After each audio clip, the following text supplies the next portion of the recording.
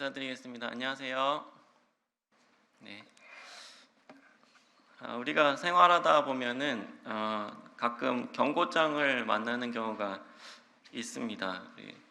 주차 구역이 아닌 곳에 주차를 하게 되면 주차 금지 이렇게 빨간 글씨로 딱지가 붙어 있기도 하고요. 자꾸 이제 내 집 앞에 쓰레기를 버리면 거기다가 이제 이렇게 적어 놓죠. CCTV 녹화 중 이곳에 쓰레기 무단 투기하면 고발 조치함 이렇게 해가지고 또 경고장을 붙여놓기도 합니다. 어떤 경고장은 좀 가볍게 이렇게 생각해도 큰 지장이 없는 그러한 경우도 있지만 어떤 경고장은 사실 굉장히 심각해서 정말 유념하지 않으면 큰 불이익이 생길 수도 있는 그러한 경고장도 있습니다. 우리는 지금 히브리서를 계속 생각해 보고 있는데요. 오늘 히브리서 2장 1절로 4절 말씀에서 우리는 경고장을 만나게 됩니다. 사실 히브리서를 우리가 공부하다 보면 이 경고장을 한 5군데 정도 이제 우리가 살펴볼 수가 있게 되는데 그 중에 한 경고가 오늘 본문이 되겠습니다. 아까 주차 금지, 쓰레기 무단 투기 금지 이런 경고장 말씀드렸는데, 근데 이런 종류의 경고장하고는 비교도 안 될 정도로 오늘 히브리서 2장 1절로 4절의 경고장은 우리가 매우 조심하지 않으면, 우리가 매우 이 말씀을 유념하지 않으면 정말 엄청난 영원한 재앙을 초래할 수 있다는 그런 두려운 내용이 담겨져 있습니다. 오늘 이 히브리서 2장 1절로 4절의 경고장을 한번 읽어드리도록 하겠습니다. 그러므로 우리는 들은 것에 더욱 유념함으로 우리가 흘러 떠내려가지 않도록 함이 마땅하니라.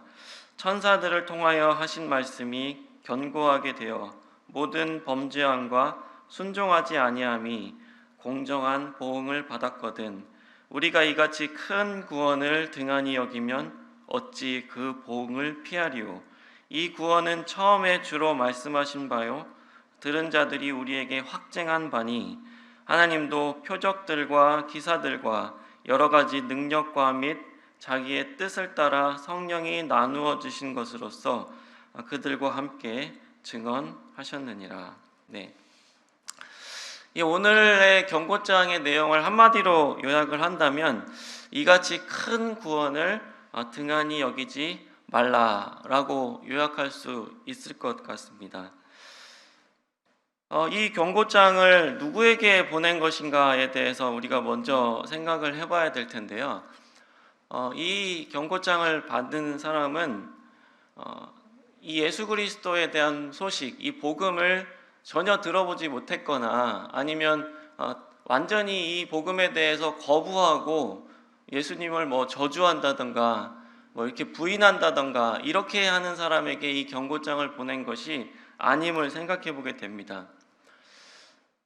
여기 이 경고장을 받는 사람은 이 복음을 들었고 이 복음을 마음 가운데 받아들이고 이해하고 이것이 나에게 필요하다 이런 긍정적인 생각을 가지고 있는 사람에게 이 경고장을 보내고 있다는 사실을 우리가 알게 됩니다. 근데 다만 문제는 뭐냐면은 이 들었던 이 복음이 그들에게 마음에 유념이 되지 않는 그러한 상황을 두고 이 경고장이 보내지고 있다는 것입니다. 그래서 이것이 나에게 필요하기도 하고 나에게 좋은 소식이라는 것도 알겠고 예수 그리스도께서 뛰어난 분이라는 것도 알겠지만 이것을 내 마음 가운데 담아두지 않고 간직하지 않고 이것을 내 삶 가운데 적용하지 않는 그러한 사람에게 이 경고장이 보내지고 있다는 것입니다.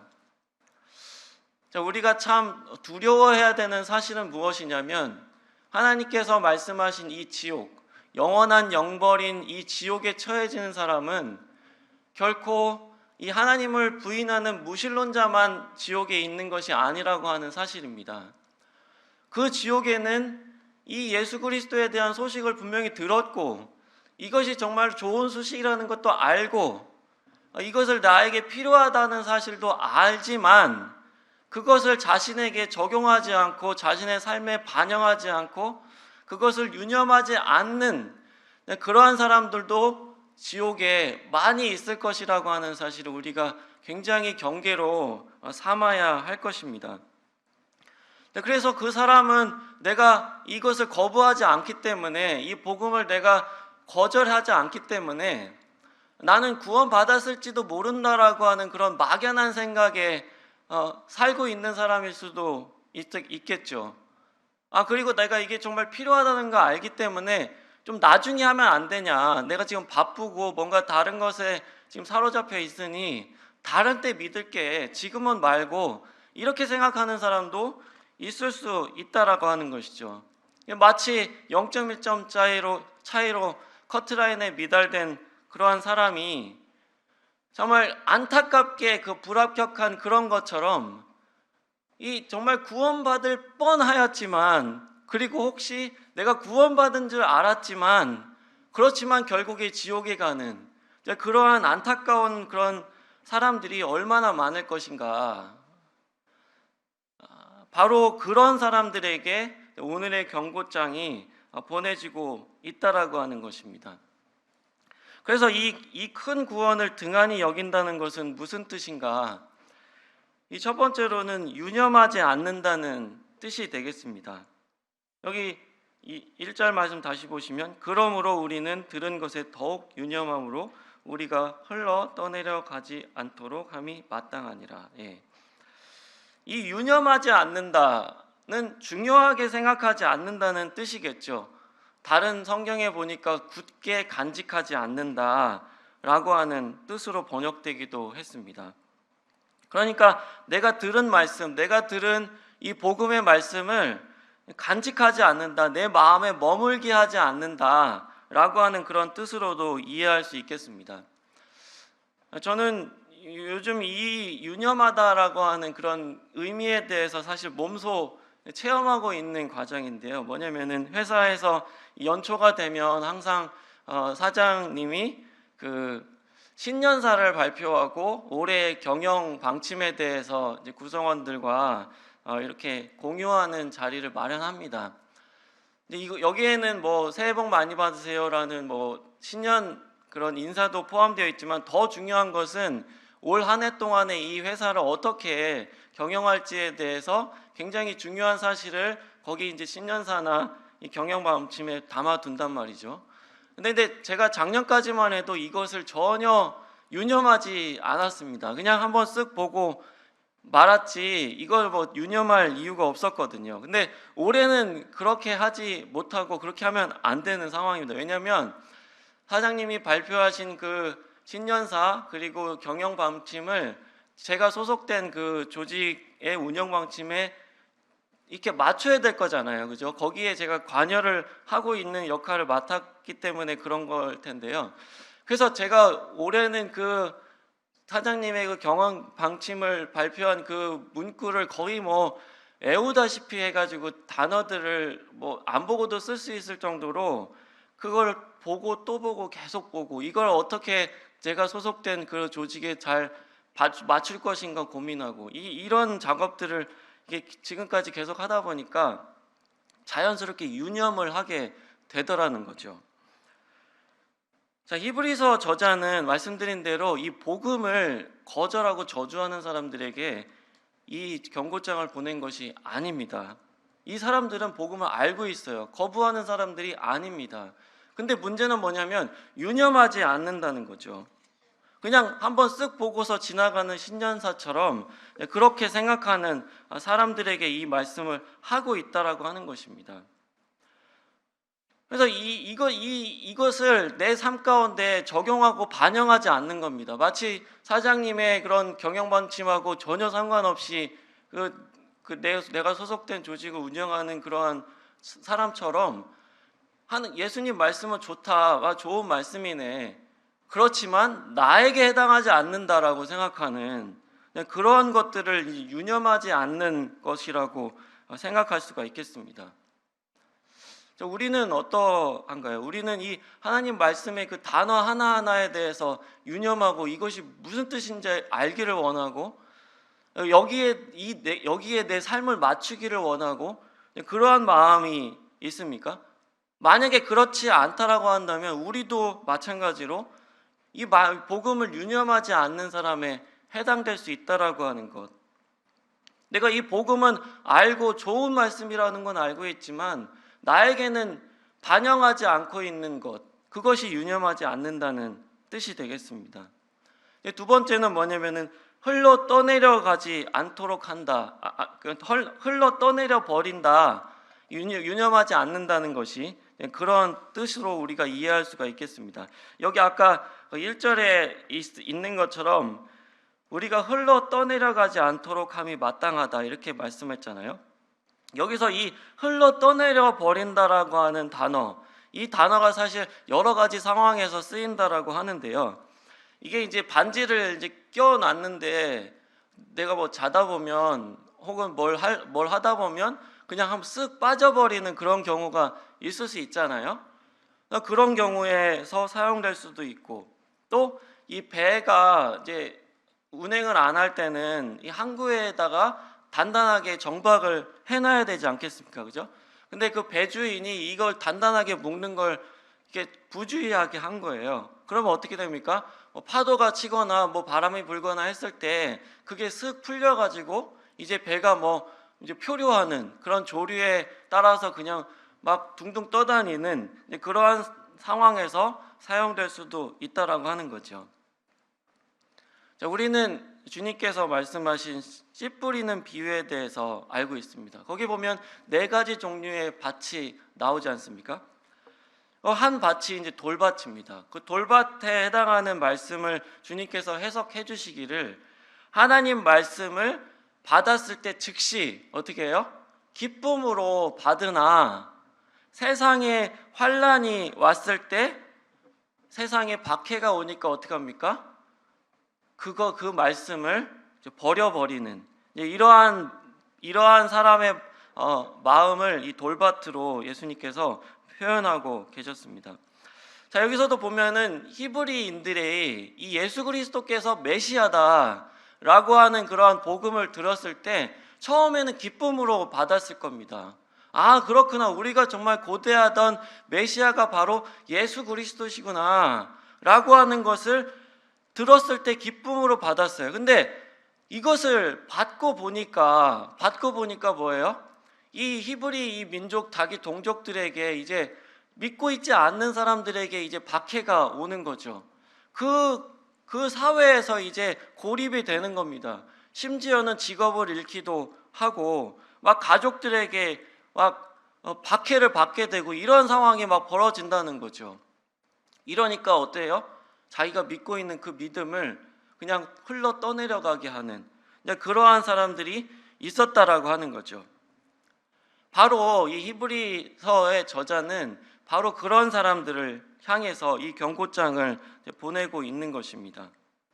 그래서 이 말씀을 들었을 때 내가 처음에는 믿는 듯 하였지만 어느덧 살다 보니까 지금의 나를 보니까 내가 과연 뭘 믿고 있는지, 내가 과연 그리스도인인지 아닌지 전혀 분간할 수 없을 정도로 희미해져 버린, 그냥 조류에 따라서 둥둥 떠다니는 배처럼 그렇게 살고 있는 사람들에게 유념하지 않고 있다라고 지금 경고장을 보내고 있는 것입니다.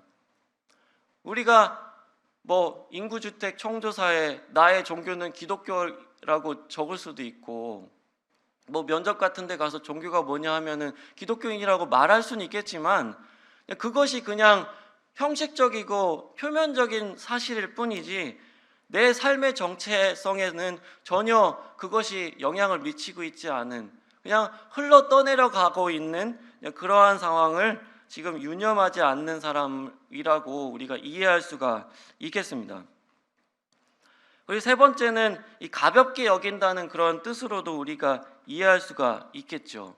아까 서두에 경고장에 대해서 살다 보면 만나는, 생활에서 만나는 경고장. 근데 우리가 때로는 이 경고장이 뭐 이게 그냥 가볍게 그냥 여기는 경우도 솔직히 있지 않습니까? 아파트에 보면은 주차구역이 아닌 곳에 주차를 하면은 거기서 분명히 주차 금지라고 경고장이 붙어 있는데 거기다 주차를 한단 말이죠. 왜 합니까? 그 다음날 일어나 보면은 그래도 잘 떨어지는 스티커를 붙어 있을 거라는 걸 알기 때문에 그냥 가볍게 여기고 주차를 그냥 막 한단 말이죠. 근데 여기서 이제 유념하지 않는 사람은 이 하나님의 복음에 대해서도 그렇게 가볍게 여기는 이제 그러한 사람들을 이야기하고 있는 것이죠. 이 복음 속에는 물론 기쁜 소식이지만 이 기쁜 소식을 거부했을 때 당할 수 있는 하나님의 심판에 대해서 분명히 말씀해 주고 있는데 그것이 진짜 일어나겠어? 내가 하나님이 뭐 잘못하면 구약처럼 즉시 심판하시고 막 하늘에서 불이 내려오고 막 삶에서 막 다리가 부러지고 이런 일이 벌어지면은 유념할 텐데 그런 일이 안 벌어지니까 그냥 마음껏 무시해도 된다고 생각하는 것이죠. 다음에 믿어도 되지 않느냐? 왜 꼭 예수님만 믿으라고 하느냐? 예수님 안 믿는다고 징벌하면 그게 무슨 사랑의 하나님이냐? 이렇게 핑계 대면서 이 복음에 대해서 아주 가볍게 여기고 안 믿어도 된다고 생각하고 그렇게 하는 사람들, 이것이 바로 유념하지 않는 그러한 것을 표현해주고 있다라고 여겨집니다. 그런데 이렇게 하면 절대로 안 된다라고 하는 것을 히브리서 저자는 그 이유에 대해서 말해주고 있는데요. 그 첫 번째 이유는 천사들을 통해서 하신 말씀을 등한히 여겼을 때의 결과를 한번 생각해 보라는 것입니다. 자, 1절 말씀 다시 한번 보시면 그러므로 이렇게 되어 있죠. 2절 보시면 천사들을 통하여 하신 말씀이 견고하게 되어 모든 범죄함과 순종하지 아니함이 공정한 보응을 받았거든. 예. 자, 그래서 그러므로로 문단이 시작되는 경우는 없죠. 그래서 자연스럽게 그 앞에서 무엇을 얘기했는지를 살펴보게 되는데요. 우리가 이미 지난 시간에 살펴본 것처럼 이브리서 1장 말씀에 보면은 천사보다 뛰어나신 예수 그리스도에 대해서 살펴봤지 않습니까? 이 천사보다 더 뛰어난 예수 그리스도에 대해서 말씀한 다음에 그러므로 이렇게 말씀하고 있는 거거든요. 그래서 그러므로 천사들을 통해서 하신 말씀이 그 말씀을 어겼을 때 얼마나 무서운 그런 보응이 일어났는지를 생각해 보면 자연스러운 논리는 무엇입니까? 예수 그리스도의 말씀을 무시한 사람은 얼마나 더 큰 보응이 있겠느냐라는 그런 논리거든요. 말이 되잖아요, 그죠? 자, 그러면은 이 천사들을 통해서 하신 말씀이 어떤 결과를 일으켰는지를 우리가 살펴봐야 되겠죠. 이것은 우리가 사실 성경을 해석한다는 원리에 따라서 어렵지 않게 우리가 생각해 볼 수가 있는데요.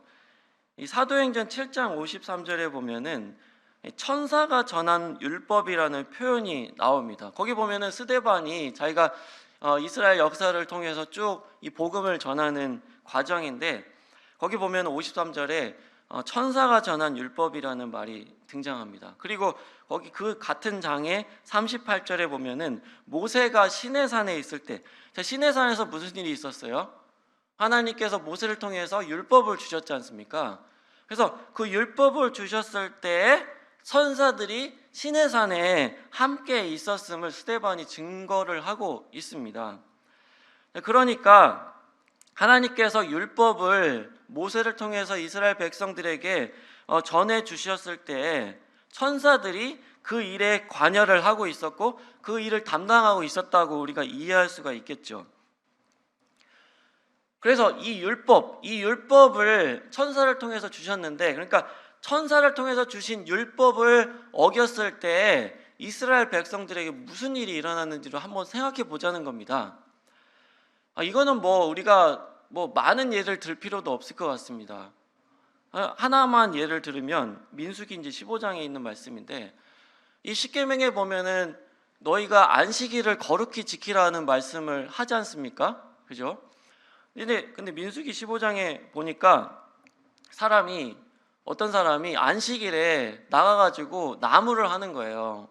그랬을 때 하나님께서 모세를 통해서 어떻게 하라고 하셨냐면은 그 나무한 사람을 돌로 쳐서 죽이라고 얘기를 하거든요.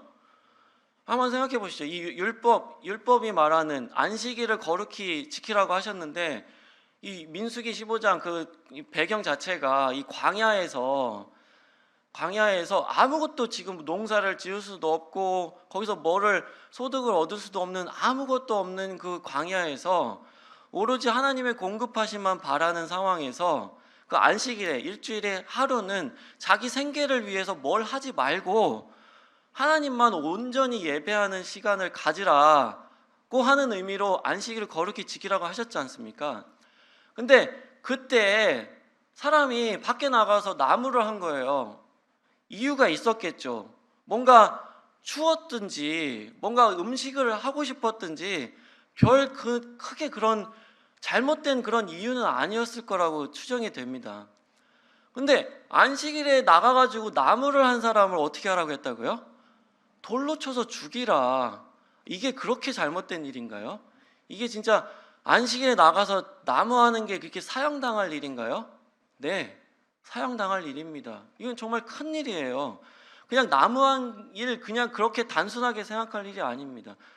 하나님께서 분명히 십계명을 통해서 안식일을 거룩하게 지키라고 하셨고, 이 안식일에 담긴 의미, 하나님께서 우리의 공급자가 되시고 우리의 유일한 예배자가 되신다라고 하는 그런 의미를 무시한 채 자기의 어떤 그런 삶을 꾸려나가기 위해서 무언가를 하는 그런 행위는 정말 무서운 죄라고 하는 것이죠. 이렇게 율법을 어겼을 때 하나님께서 말씀하신 그 무서운 보응을 한번 생각해 보면, 예수님께서 하신 이 복음이 담겨 있는 그 무서운 징벌에 대해서 우리가 얼마나 더 심각하게 생각해야 될 것이냐. 예수님께서 누구보다도 지옥에 대해서 더 많이 말씀하셨죠. 너희 손이 너희를 범죄케 하거든 찍어버리라. 너희 발이 너희를 범죄케 하느냐? 잘라내버리라. 왜요? 무슨 수를 쓰서라도 이 지옥만은 가지 말아야 된다라고 하는 예수님의 간절한, 정말 절절한 호소 아니겠습니까?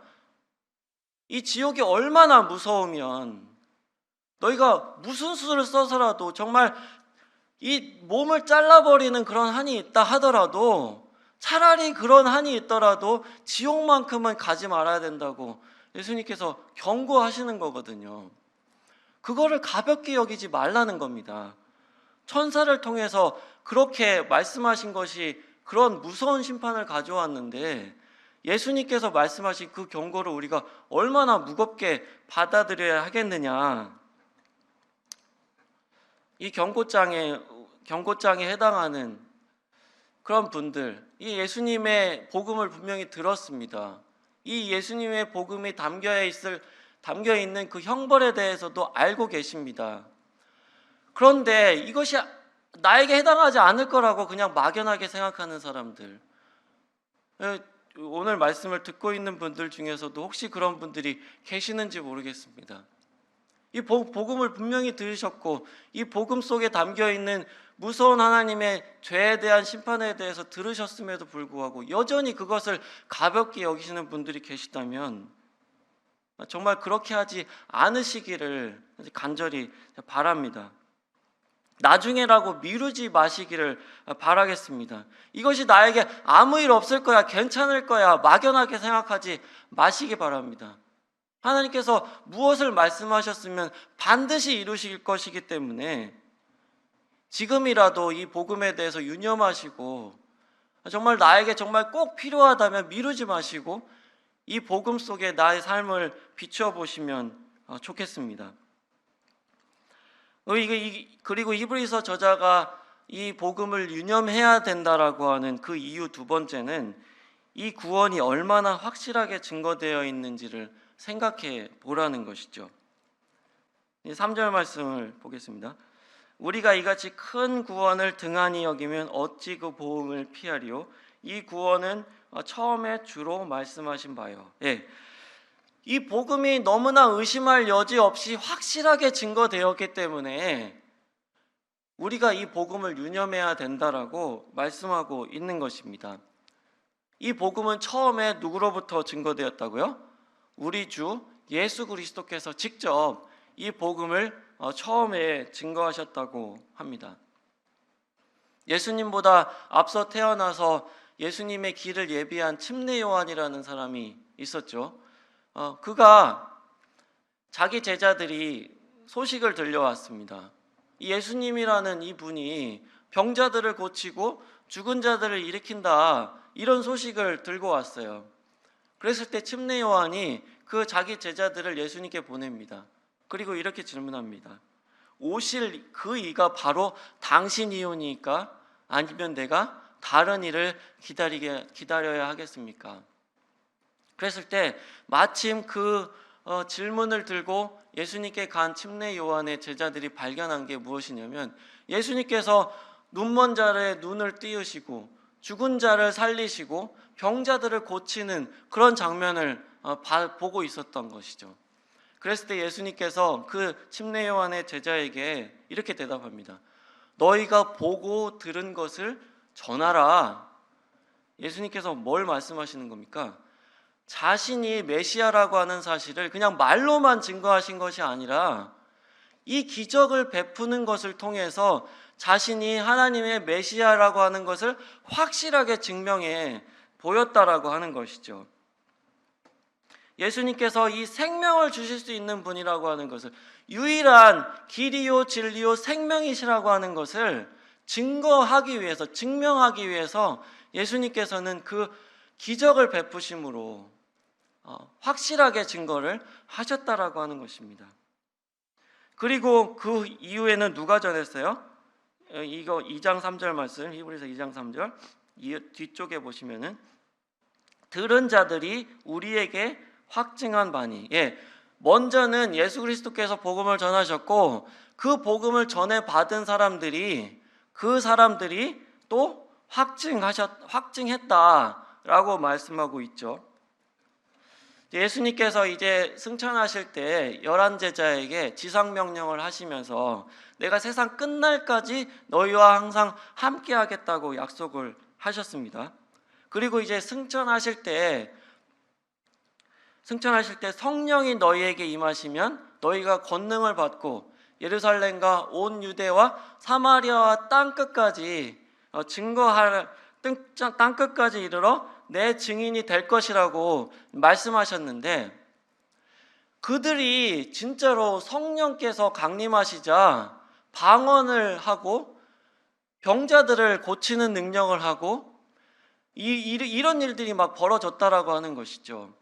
그래서 예수님께서 자신이 메시아심을 기적을 베품으로 확증하셨던 것처럼 이 예수님의 복음을 전할 사명을 가지고 있는 제자들도 역시 그 성령의 권능함을 받고 나서 놀랍게 복음을 전하는 그러한 전도자들이, 선교사들이 되었다라고 하는 것을 우리가 사도행전을 통해서 알게 됩니다. 이 예수님의 이 제자들은 다 이 복음을 증거하기 위해서 목숨을 걸었어요. 다 순교했습니다. 이 세상에 누가 이 긴가민가한 사실을 가지고 목숨을 거는 사람이 누가 있겠습니까? 이 거짓에 목숨을 거는 사람이 있겠습니까?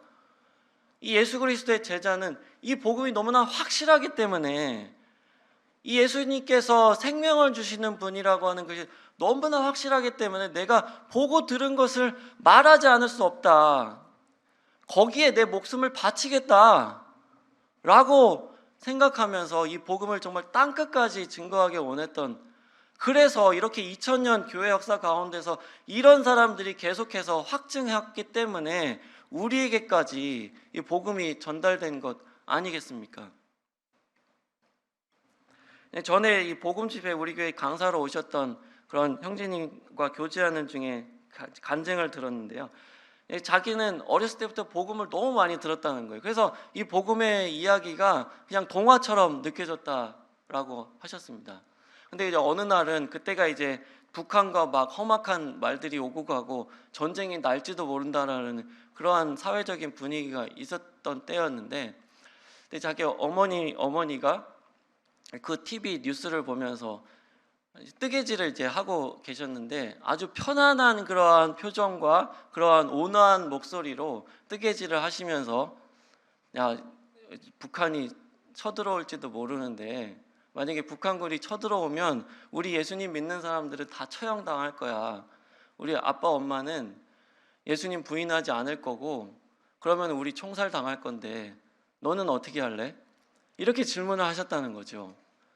그때가 그분에게는 이 복음이 진짜구나 라고 하는 것을 처음으로 느꼈던 그러한 때셨다라고 합니다. 이 복음은 진짜 동화가 아니구나. 내 부모님은 이 복음이 진짜 사실이라고 믿는 거구나. 이 복음에 진짜 목숨을 거시는 분이구나. 라는 것을 처음으로 느꼈던 때라는 거죠. 우리들은 어떠한가요? 우리는 이 복음이 진짜인가요? 우리는 진짜 이 복음을 확신하고 있나요? 이 복음에 목숨을 걸고 확실히 전하기 위해서 목숨을 걸었던 그런 사람들처럼 우리도 이 복음이 정말로 사실이라고 믿고 있고 여기에 내 삶을 걸만하다고 생각하고 있나요? 우리가 이같이 큰 구원을 등한히 여기지 말아야 할 이유는 정말 이렇게 차고 넘치는 것 같습니다.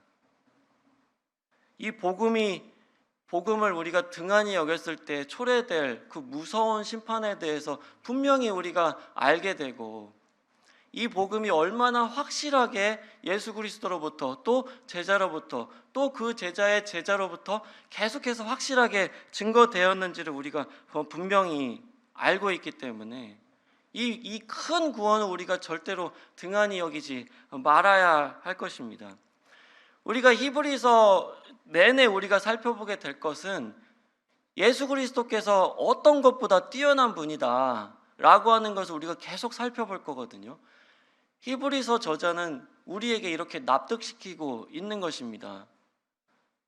이 예수 그리스도가 너무나 탁월한 분이기 때문에 이분에게 우리의 삶을 거는 건 어리석은 게 아니다, 너무나 자연스러운 것이고 당연한 것이다 라고 하는 것을 우리에게 이해시키고 있는 것입니다.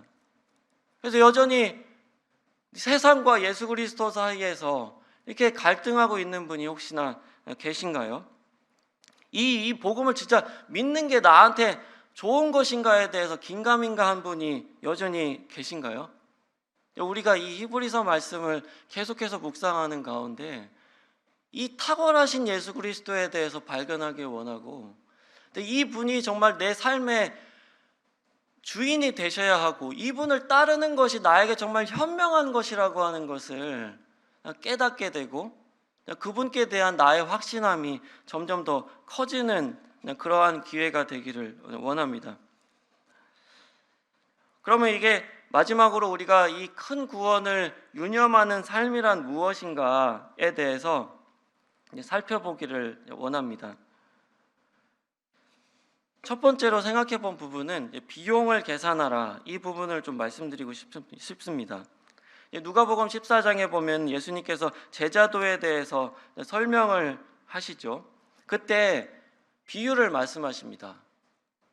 1만 군사를 가진 왕이 저 2만 군사를 가진 다른 왕이 쳐들어오는 걸 봤을 때 어떻게 하는 게 옳겠느냐 질문하죠. 어떻게 하는 게 옳겠습니까? 그냥 아무 생각 없이 그냥 싸우시겠습니까? 아니면 그들이 쳐들어오기 전에 화친을 청하는 것이 현명하겠습니까?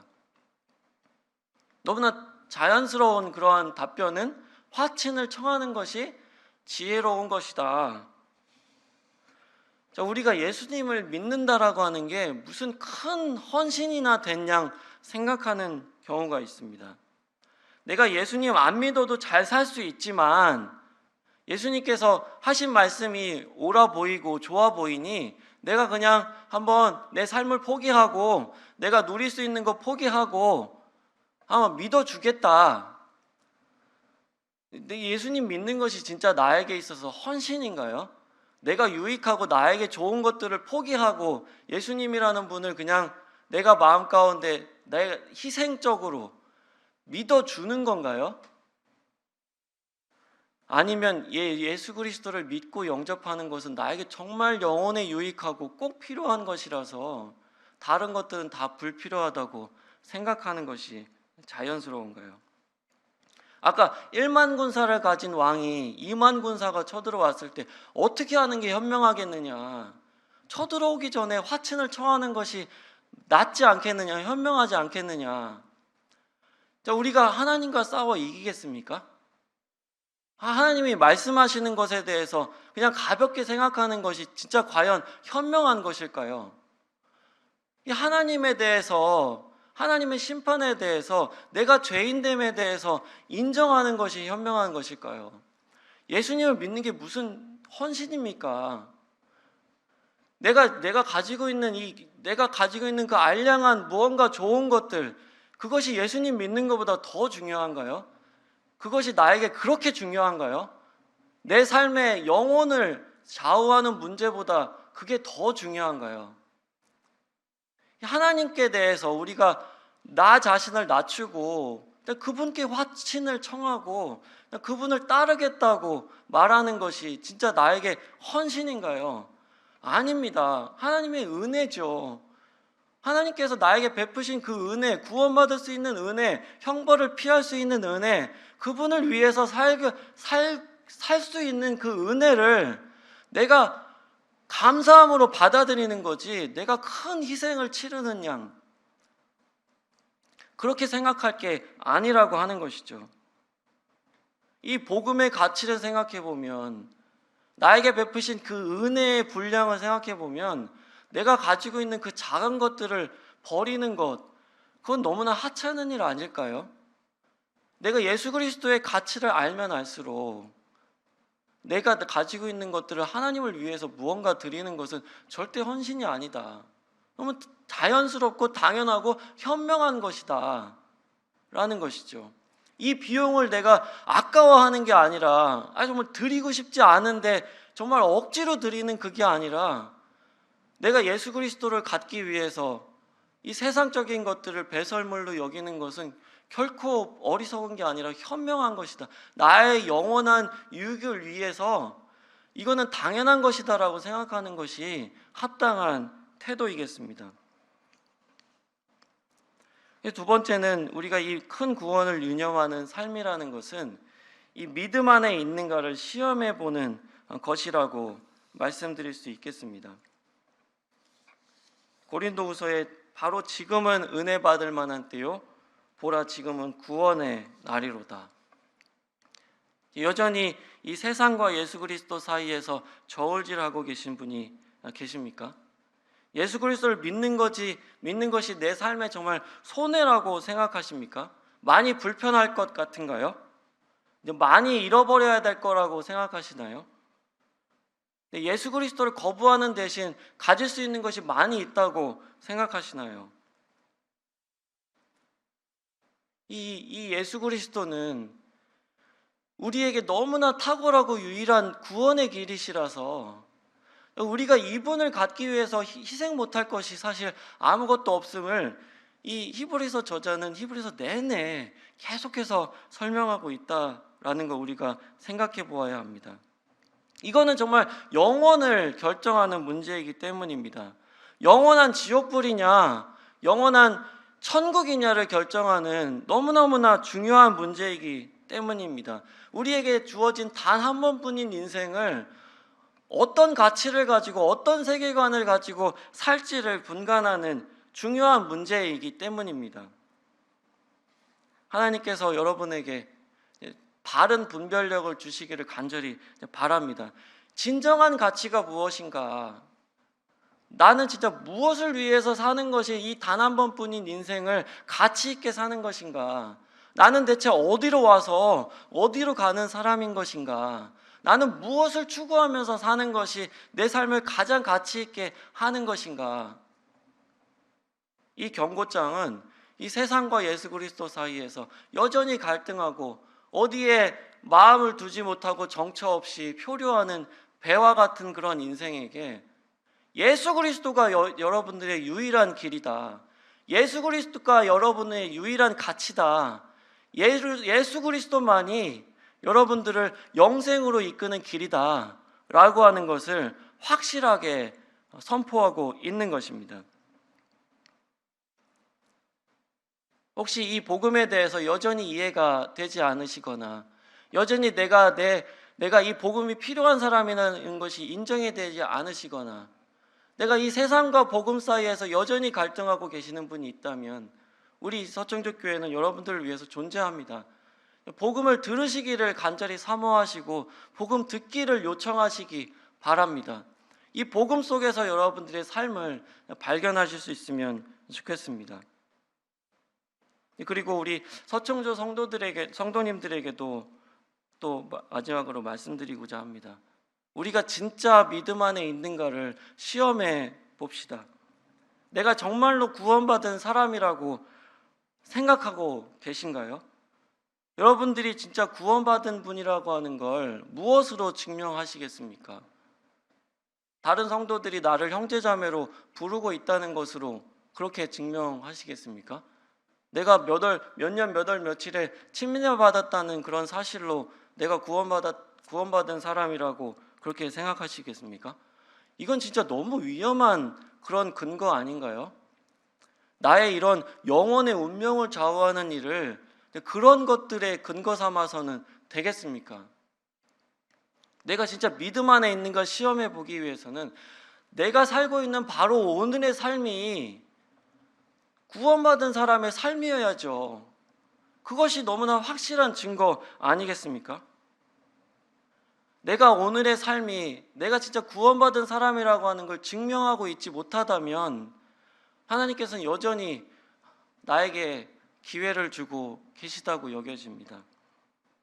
이 복음이 여러분들의 삶 가운데서 역사하지 못하다면 내가 이 예수 그리스도를 하나님을 예배하는 것에 대해서 별로 감흥이 없다면 말씀을 들어도 별로 나에게 상관없다고 생각한다면 이 말씀이 내 삶 가운데 역사하지 않는다면 내가 믿는 사람인지 아닌지 분간하지 못하고 그냥 단순히 과거에 언제 한번 믿었지 라고 하는 그런 추억에 사로잡혀 있다면 나는 진짜 믿음에 있는가를 시험해 보아야 합니다. 하나님께서 여러분들에게 기회를 주실 때 복음을 듣는 것은 부끄러운 일이 아니지 않습니까? 복음을 다시 듣기를 원하신다면 용기를 내서 요청하셨으면 좋겠습니다.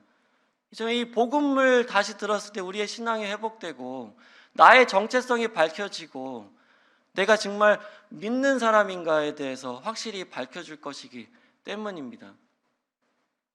하나님께서는 여전히 나에게 기회를 주고 계시고 이 복음을 통해서 새롭게 함을 받기를 원하신다고 생각합니다. 오늘 이 경고장에 대해서 무거운 주제에 대해서 살펴보았습니다. 그런데 이 경고장은 우리를 형벌하기 위한 그런 경고장이 아니라 우리를 회복하게 하고 우리를 확실하게 하고 우리의 정체성을 더 확실하게 드러내게 하기 위한 하나님의 선물임을 우리가 인정하게 됩니다. 우리가 이 큰 구원을 등한히 여기지 말고 유념함으로 이 복음 속에서 나의 삶의 가치를 발견하고 실천할 수 있기를 바랍니다. 기도하겠습니다. 아버지 하나님, 저희들에게 이 큰 구원을 허락해 주심을 감사드립니다. 이 복음이 정말 나의 삶을 정말 가치 있게 하고 정말 하나님이라는 놀라운 분을 따르고 섬길 수 있는 기회를 주는 정말 기쁜 소식임을 감사합니다. 아버지 하나님, 오늘 경고장을 들었습니다. 오늘 말씀을 들으신 분들 중에서 이 경고장에 해당되는 분이 계시다면 이 복음의 앞에 나올 수 있도록 하나님께서 용기 주시기를 원합니다. 그분 구원하기를 원하시는 하나님께서 은혜 베풀어 주시기를 원하옵고 오늘 말씀이 역사할 수 있도록 인도하여 주시옵소서. 감사드렸고 주 예수 그리스도의 이름으로 기도드렸습니다. 아멘. 네, 감사합니다.